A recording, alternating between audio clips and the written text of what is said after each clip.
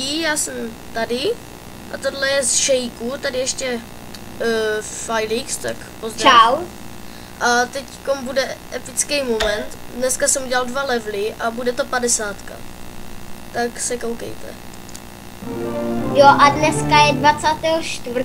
Už jsme dorozbalili dárky. Jo. No super dárky. No já jsem třeba dostal freestyle v koloběžku, GTA San Andreas. Já třeba Xbox a Přesně. takový ty kravinky.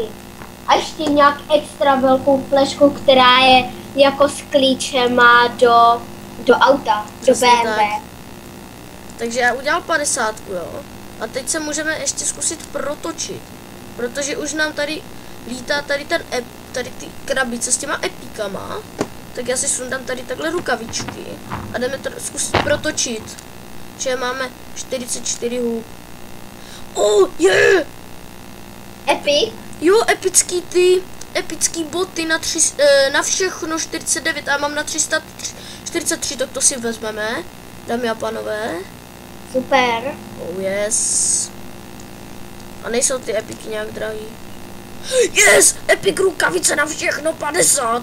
A zase ty epic botky stejný, ale o jedno horší. Oh. Tak to jo. A ještě bychom mohli zkusit jen tak jako ze srandy náhrdelník, ale už nemáme houby, už máme jenom 12 hub. Leda, že bych si dobil málo houbiček. Jo, já jsem si nesundal zbraň, tak. Nic. Těch 8 hub už protočím. Nebo už jenom tak. A to si necháme do podzemka, už tady tyhle.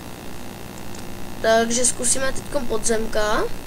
Jo a hlavně mi nezavičte, že mám Xbox. Závidíte. Ne, nezavičte, prosím.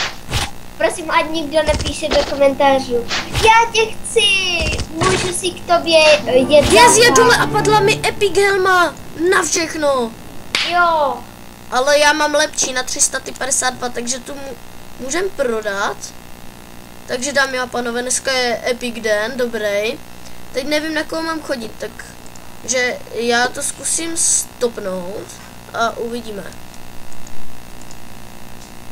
Jo, Počkej, já nevím, jestli mě to natáčelo ten.